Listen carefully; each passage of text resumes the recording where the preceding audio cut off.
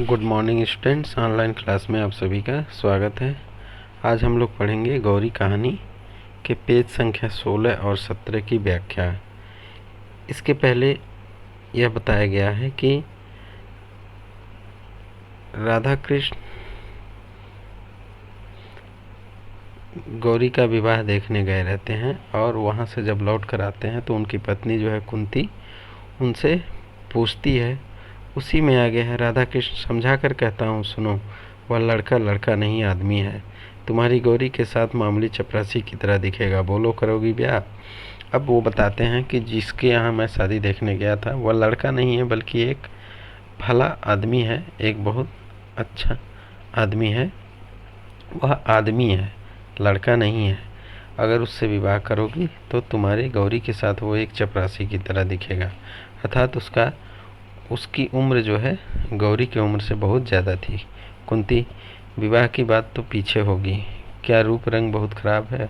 Photo में तो वैसा नहीं जान पड़ता। अब कुंती कहती हैं कि विवाह की बात तो पीछे होगी, पहले ये बताओ, रूप रंग तो खराब है, फ़ोटो में तो ऐसा नहीं जान पड़ता। राधा कृष्ण कहते हैं, रूप रंग नहीं, रहन सहन बहुत ख़राब है। इतनी सीधाई भी तो अच्छी नहीं होती कि जिसके पीछे आदमी आदमी न दिखे। अब राधा कृष्ण कहते हैं, रूप रंग तो छोड़ो, रहन सहन ही बहुत ख़राब है और इतना भी सीधा नहीं इंसान को होना चाहिए कि वह आदमी के पीछे आदमी ही न दिखे। और फिर उम्र में भी तो अधिक है, 35-36 साल, और वो गौरी से भी उम्र में ज़्यादा हैं। उनकी उम्र क्या है? 35-36 साल है। साथ ही 2 बच्चे भी हैं, और साथ ही उनके साथ 2 बच्चे भी हैं। उन्हीं बच्चों को संभालने के लिए तो वो विवाह करना चाहते हैं, नहीं तो शायद न करते। और बताते हैं कि उन्हीं बच्चों को संभालने के लिए वो विवाह करना चाहते हैं, अन्यथा शादी नहीं करते। उनकी दूसरी शादी है। उनकी उमंगें, उनका उत्साह सब ठंडा पड़ गया है। वे अपने बच्चों के लिए एक धाय चाहते हैं, पर मेरी लड़की की तो दूसरी शादी नहीं है और वे तो साफ साफ कहते हैं कि मैं बच्चों के लिए विवाह करना चाहता हूँ।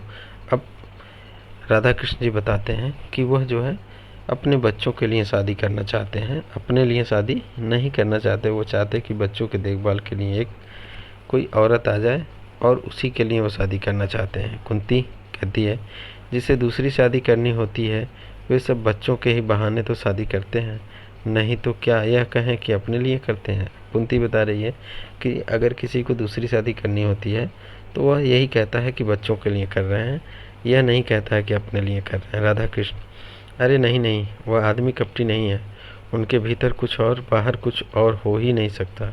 हृदय तो उनका दर्पण की तरह साफ है, पर उनका खादी का कुर्ता, गांधी टोपी, फटे फटे चप्पल देखकर जी हिचकता है। वह कहीं नेता बनकर व्याख्यान देने लायक तो हैं, पर किसी के घर दुल्हा बनकर जाने लायक नहीं है। अब राधा कृष्ण जी कह रहे हैं, नहीं नहीं, ऐसी बात नहीं है, वो इतने कपटी आदमी नहीं है। उनके भीतर जो कुछ है वही वो बाहर से भी दिखते हैं, और उनका हृदय जो है एक दर्पण की तरह साफ है। लेकिन उनका जो खादी का कुर्ता, गांधी टोपी, यह जो पहनावा है उसको देखकर जी हिचकता है। और बताते हैं कि वह कहीं नेता बनकर व्याख्यान तो देने लायक है, लेकिन किसी के घर दुल्हा बनकर जाने लायक नहीं है।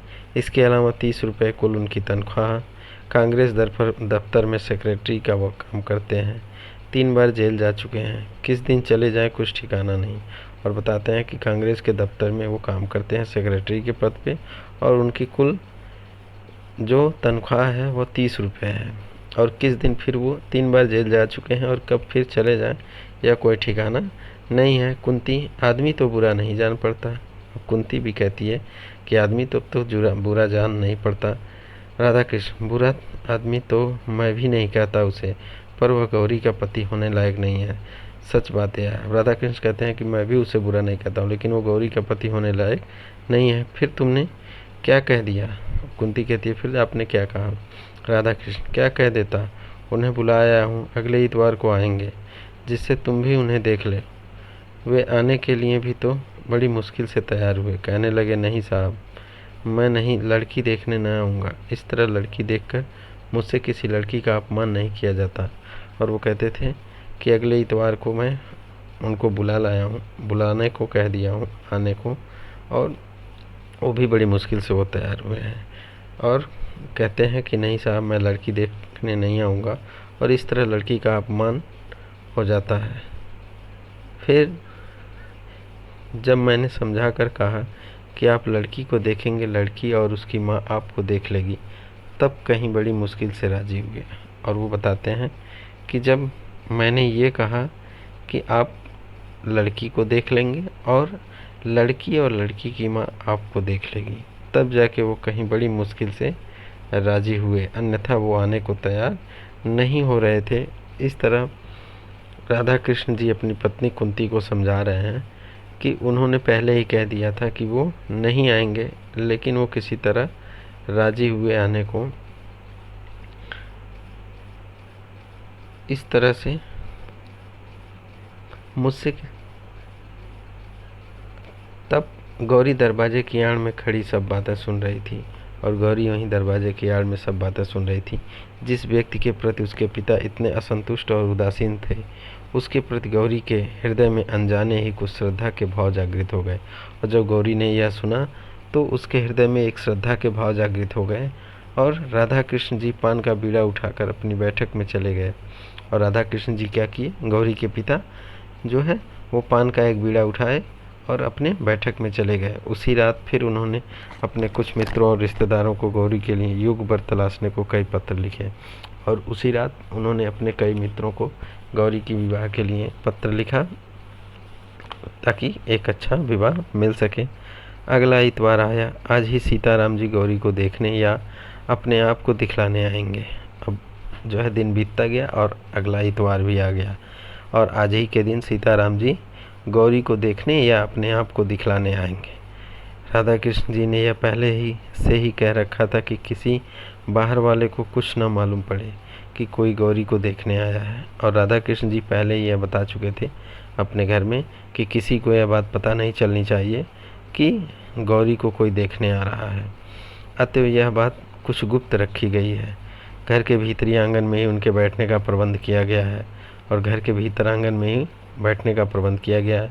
3-4 कुर्सियों के बीच एक मेज, जिस पर एक साफ धुला हुआ खादी का कपड़ा बिछा दिया गया है, और एक गिलास में आंगन के ही गुलाब के कुछ फूलों को तोड़कर गुलदस्ते का स्वरूप दिया गया है। बहुत ही साधारण सा आयोजन है। सीताराम जी सरीखे व्यक्ति के लिए किसी विशेष आडंबर की आवश्यकता भी तो न थी, और बता रहे हैं कि बहुत ही साधारण सा आयोजन है, और सीताराम जैसे सीधे साधे व्यक्ति के लिए किसी विशेष बढ़ चढ़कर दिखावे की आवश्यकता भी नहीं थी। यथा समय सीताराम जी अपने दोनों बच्चों के साथ आए। बच्चे भी वहीं खादी के कुर्ते और हाफ पैंट पहने थे, और यथा समय जब आया तो सीताराम जी अपने दोनों बच्चों के साथ आए, और उनके जो बच्चे थे वह भी खादी के कुर्ते और हाफ पैंट पहने थे। न जूता, न मोजा, न किसी प्रकार का ठाट बाट, और बच्चों के पास न तो कोई जूता था, न तो कोई मोजा था, और न ही कोई विशेष ठाट बाट था। पर दोनों बच्चे बड़े प्रसन्न थे, बड़े हंसमुख। आकर घर में वे इस प्रकार खेलने लगे जैसे इस घर से वे चिर परिचित हों, और जब वे आए तो ऐसे खेलने लगे जैसे वो इस घर से पहले से परिचित हों। कुंती एक तरफ बैठी थी। बच्चों के कोलाहल से परिपूर्ण घर उसे क्षण भर के लिए नंदन कानन सा जान पड़ा, और कुंती एक तरफ बैठी थी, और बच्चों का जब कोलाहल हुआ, जब शोर बच्चे करने लगे, तो उससे जो है कुछ क्षण के लिए कुंती को ऐसा लगा कि यह नंदन कानन है, नंदन वन है जहाँ बच्चे खेल रहे हैं। उसने मन ही मन सोचा कितने अच्छे बच्चे हैं, और कुंती ने मन ही मन सोचा कि कितने अच्छे बच्चे हैं। यदि बिना किसी प्रकार का संबंध हुए भी सीताराम जी इन बच्चों को संभालने का भार उसे सौंप दें तो वह खुशी खुशी ले ले। और वो अपने मन में सोचती है कि अगर सीताराम जी बिना कोई संबंध बने ही अगर वे इन बच्चों को संभालने का भार उसे सौंप दे तो वे खुशी खुशी उसको स्वीकार कर लेगी। वह बच्चों के खेल में इतनी तन्मय हो गई कि क्षण भर के लिए भूल बैठी कि सीताराम जी भी बैठे हैं, और वो बच्चों के खेल में इतनी मस्त हो गई, इतनी लीन हो गई कि थोड़ी देर के लिए वह यह भी भूल गई कि सीताराम जी भी वहीं बैठे हैं और उनसे भी कुछ बातचीत करनी है। इसी समय अचानक छोटे बच्चे को जैसे कुछ याद आ गया हो। वह दौड़कर पिता के पास गया, और इसी समय अचानक छोटे बच्चे के को जैसे लगा कुछ याद आया, और दौड़कर अपने पिता के पास आया और उनके पैरों के बीच में खड़ा हो गया। और बच्चा जो है जब उसको कुछ याद आया तो वो दौड़कर आया और अपने पिता के दोनों पैरों के बीच में खड़ा हो गया। बाबू तुम तो कहते थे ना माँ को दिखाने ले चलते हैं, माँ कहाँ है बतलाओ। अब बच्चा पूछता है कि बापू आप तो कहते थे कि माँ को दिखाने ले चलते हैं, बताओ माँ कहाँ है। और वो बच्चा जो है माँ को पूछने लगता है। तो आज इतना ही, धन्यवाद।